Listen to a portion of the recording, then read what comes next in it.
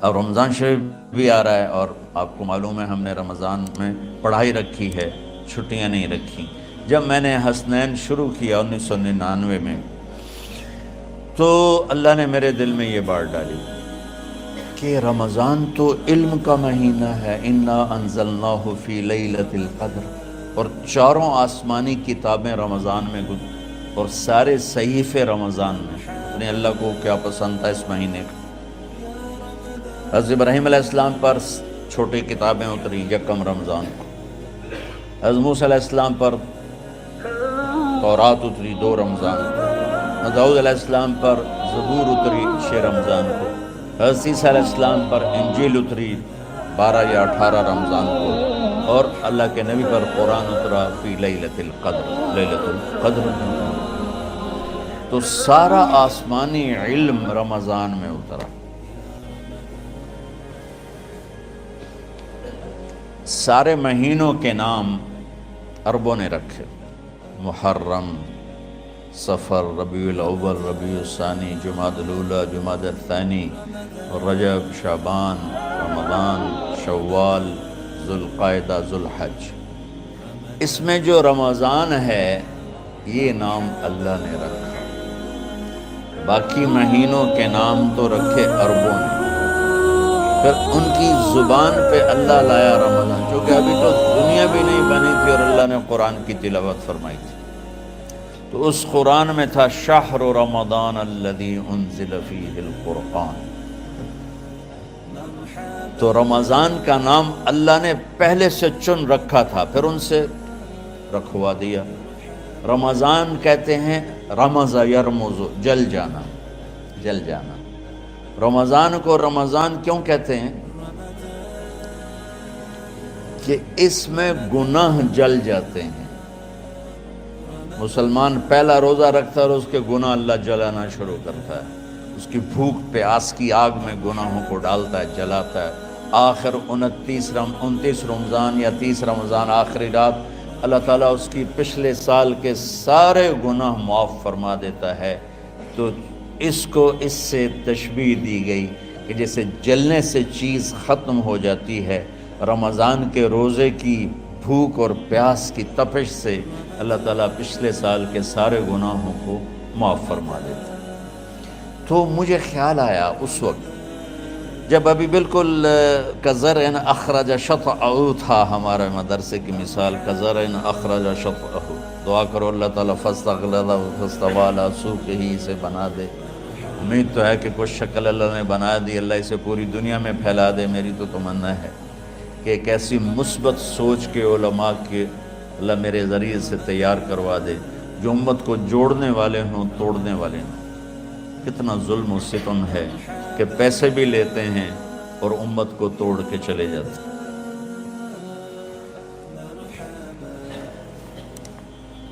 میں نے ایک خطیب سے کہا تم یہ منفی تقریریں کیوں کرتے ہو، تم مثبت کیوں نہیں کرتے؟ تھوڑی چیزیں ہیں بتانے کے لیے لوگوں کو جس پر سارے مسئلے، سچ بولو، کون سا مسئلہ کس کے خلاف کہے گا، محبت کرو، کس مسلک کے خلاف ہے یہ بات، ماں باپ کی خدمت کرو، رزق حلال کماؤ، شراب سے بچو، زنا سے بچو، جوئے سے بچو، سود سے بچو، رشوت سے بچو، جھوٹ سے بچو، ظلم سے بچو، ماں باپ کی نافرمانی سے بچو۔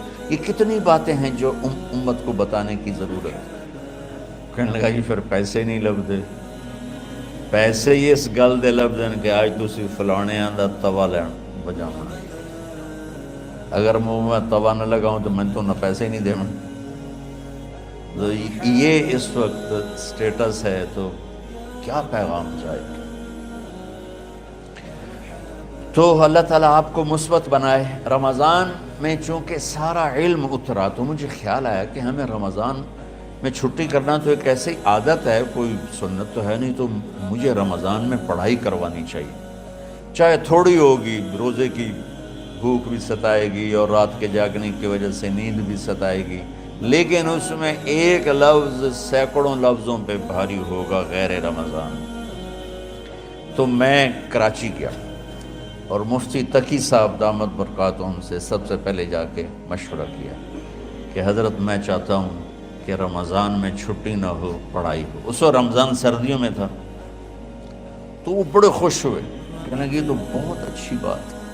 اصل میں ہمارے اکابر نے رمضان میں چھٹیاں اس لیے رکھی تھیں کہ سارا سال تو عبادت ہوتی ہے بالواسطہ، پڑھنا پڑھانا عبادت ہے ایک واسطے کے ساتھ، اور روزہ، نفل، تہجد، تلاوت یہ عبادت ہے بلا واسطہ۔ تو طلبہ علماء رمضان میں اپنا وقت عبادت میں گزارے، لیکن اب وہ عبادت تو ہوتی نہیں رمضان میں، تو بہتر ہے آپ پڑھائی شروع کرائیں، بہت اچھا ہوگا۔ وہ تو اتنے بڑے ہاتھی کے پاؤں میں سب کا پاؤں، اتنی بڑی ہستی نے، وہ صرف پاکستان کا سرمایہ نہیں پوری امت کا سرمایہ ہے، تو ان کی اس بول نے نا مجھے ہمت دے دی۔ تو پھر میں نے یہاں آ کر اس وقت یہ پہلی جماعت مولوی عدنان صاحب کی اور مولوی مسعود صاحب اور کچھ انتقال کر گئے رحمۃ اللہ علیہ، یہ تھے، تو ہم نے رمضان میں سبق شروع، اس وقت ذرا میری ہمت تھی تو میں رات کو پڑھاتا بھی تھا، بیان بھی کرتا تھا۔ اب تو یہی میں اتنی مشکل سے بول رہا ہوں۔ تو ہم نے رمضان میں شروع کی کہ یہ رحمتوں کا مہینہ، ہر چیز کی برکت کا مہینہ، ہر شے کی اللہ کی طرف سے فراوانی اس میں ہے، علم کی بھی، ہدایت کی بھی، رزق کی بھی۔ غریب سے غریب آدمی بھی سموسے بنا کے بیٹھا ہوتا ہے، پکوڑے بنا کے بیٹھا ہوتا ہے، اور دسترخوان پہ ایک کی بجائے 3 چیزیں پڑی ہوتی ہیں۔ چاہے رمضان کے بعد سب کے پیٹ خراب ہوں، ایک باری تک کھانے دی تباہی پھیر دیں۔ روزے کا مقصد ہی فوت ہو جاتا ہے۔ روزہ تو ہوتا ہے بھوک کے لیے، پر وہ اتنا کھاتے ہیں کہ سحری کا کھانا افطاری تک ہضم نہیں ہوتا، اور افطاری کا کھانا سحری تک ہضم نہیں ہوتا، پر انہیں دونوں کا ہی کھانا کہتا بھوک نہ لگے، بھوک نہ لگے۔ وہ بھوک لگنے کے لیے تو روزہ ہے، ایک تو یہ جسم کو صاف کرتا ہے، دوسرا غریبوں کی غربت کا احساس پیدا کرتا ہے کہ جو بھوک تو آج برداشت کرتا ہے، غریب روزانہ یہ بھوک برداشت کرتا ہے۔ تو اللہ کے غریب بندوں کو کی خدمت کر، ان تک اپنے مال پہنچا، اپنا اللہ نے دیا ہے تو ان کو بھی اس میں شریک کر، قبر میں لے جائے گا۔ تو اللہ تعالیٰ نے میرے دل میں یہ ڈالا، تو ہم نے تعلیم رمضان میں شروع کی، کیونکہ قرآن رمضان میں اترا، انجیل رمضان میں اتری، زبور رمضان میں اتری، تورات رمضان میں اتری۔ پھر اللہ نے اس مہینے کا نام خود رکھا شہر رمضان، شہر رمضان۔ اس میں شب قدر رکھی، اس میں رات کی ایک نماز۔ اچھا، پہلی امتوں پہ روزہ فرض تھا افطاری سے افطاری، افطاری سے افطاری، بہت شدید تھا، 24 گھنٹے کا روزہ۔ بس افطاری کے بعد آنکھ لگ جاتی تو روزہ اگلا شروع ہو جاتا۔ تو ہم پر بھی پہلے ایسے ہی روزہ اترا، افطاری سے افطاری۔ تو ابن سرمہ رضی اللہ تعالی عنہ اونٹ چرانے والے تھے، وہ شام کو لوٹے تو بیوی سے پوچھا کوئی افطاری کا سامان ہے؟ انہوں نے کہا ہے تو نہیں، میں کہیں سے لے آتی ہوں۔ وہ گئیں افطاری کا کوئی سامان لینے، ان کو تھوڑی دیر ہو گئی اور ان کی آنکھ لگ گئی، تھکے ہوئے تھے، سورج ڈوب گیا۔ جب وہ آئیں تو ان کا ہائے سرمہ تو ہلاک ہو گیا۔ تو کیا ہوا؟ کہا اگلا روزہ شروع ہو گیا کیونکہ تیری آنکھ لگ گئی۔ تو انہوں نے کہا چلو کوئی بات نہیں، لیکن ظہر کے وقت بے ہوش ہو گئے۔ ایک روایت میں آتا ہے نماز پڑھنے آئے اور گر گئے، اور ایک میں آتا ہے گھر میں بے ہوش ہوئے۔ تو جو بھی صورتحال تھی اللہ کے نبی کو پتہ چلا۔ کیا ہوا؟ سرمہ کو کہا جی وہ افطاری کر نہیں سکے تو روزہ شروع ہو گیا تو بے ہوش ہو گئے۔ تو اللہ کے نبی رنجیدہ ہوئے، تو اللہ تعالیٰ نے قرآن اتار دیا، چلو میرے محبوب ساری رات کھاؤ، حتی یتبین لکم الخیط الابیض من الخیط الاسود من الفجر، کہ میرے محبوب صبح صادق تک آپ کی امت کو اجازت ہے، کھاؤ۔ پہلی امتوں پر افطاری سے افطاری، لیکن ان کی نماز تراویح نہیں تھی، تو ہمیں اللہ تعالیٰ نے دیا سحری تک، پوری رات. اچھا ایک صحابی آئے, یا رسول اللہ میں تو مارا گیا. آپ نے کہا کیا ہوا؟ کہا میرا روزہ تھا, میں بیوی کے پاس چلا گیا. آپ نے کہا تو پھر تو غلام آزاد کر, کفارہ دے. کہا جی میں تو خود غریب آدمی ہوں, غلام کہاں سے آزاد کروں, خریدنا پڑے. آپ نے کہا 60 مسکینوں کو کھانا کھلا. کہ میں آپ مسکین ہیں, میں کینوں کھانا کھلاؤں. آپ نے فرمایا پھر آخری ہے کہ 60 روزے مسلسل رکھنے ہوتے ہیں جو کفارے کے ہوتے ہیں. وہ کہنے لگا ایک روزے چاہے کم کیتا ہے, 60 روزے اج میں کی کروں. تو آپ نے فرمایا اچھا ٹھیک ہے بیٹھ جا. بیٹھ گئے. تھوڑی دیر ہوئی تو ایک انصاری صحابی کھجوروں کا ٹوکرا لے کر آیا کہ یا رسول اللہ یہ صدقے کی کھجوریں ہیں, تقسیم فرما دیں.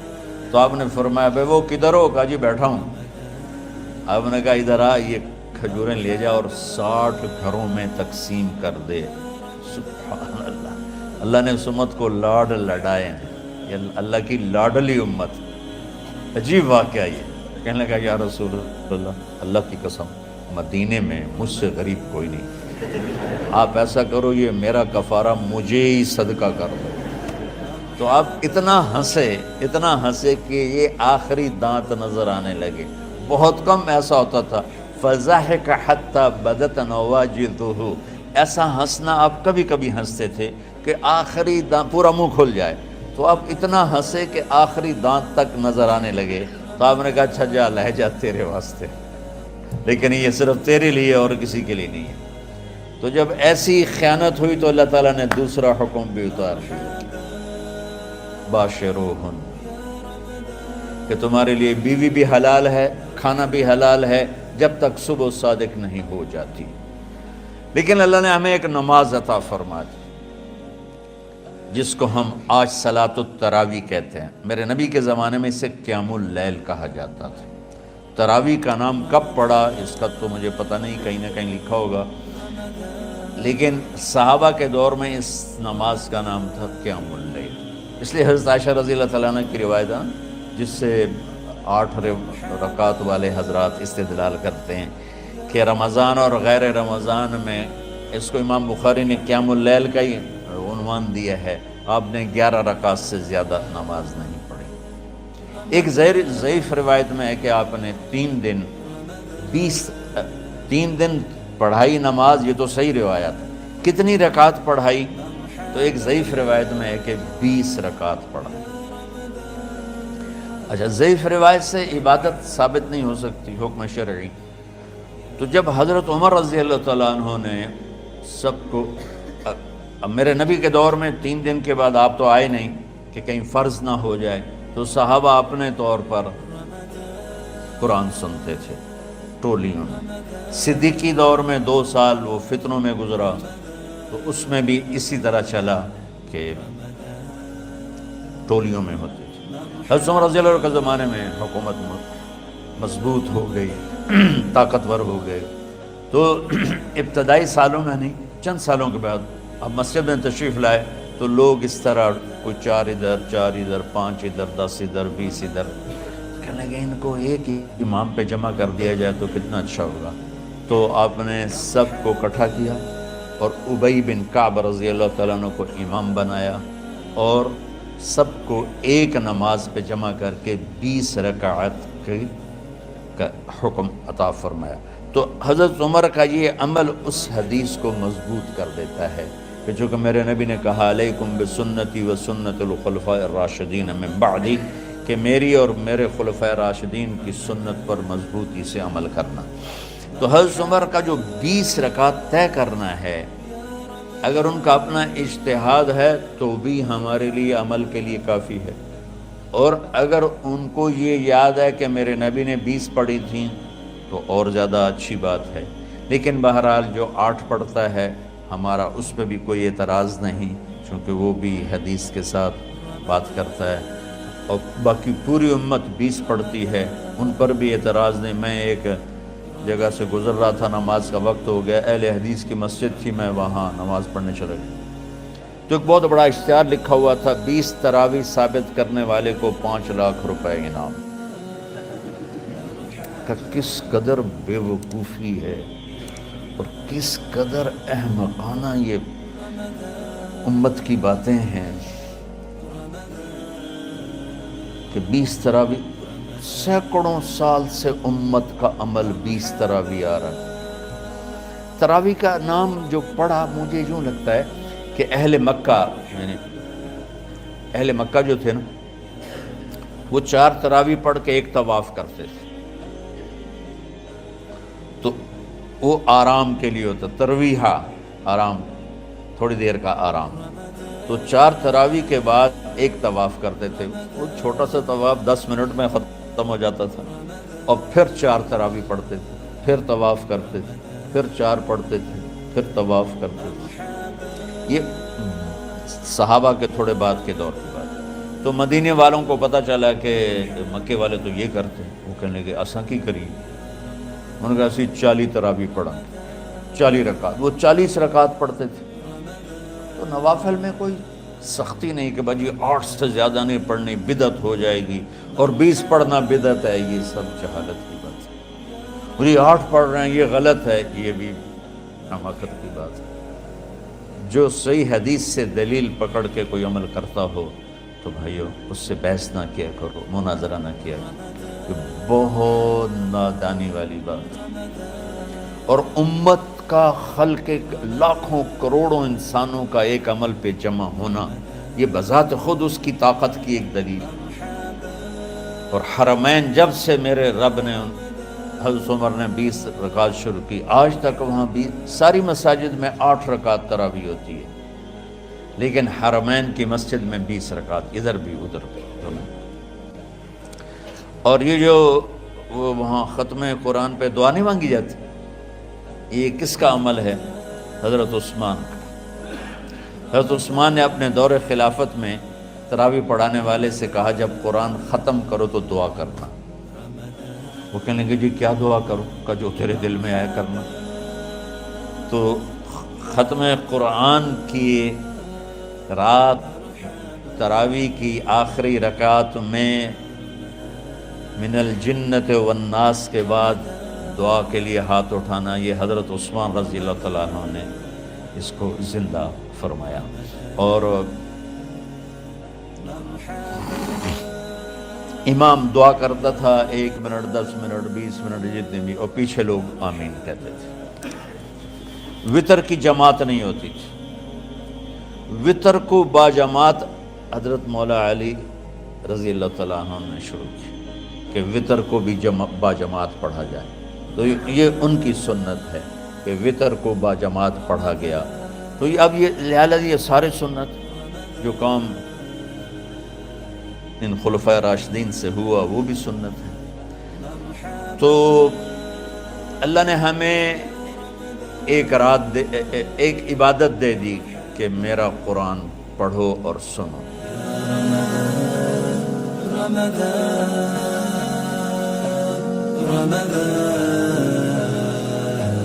رمضان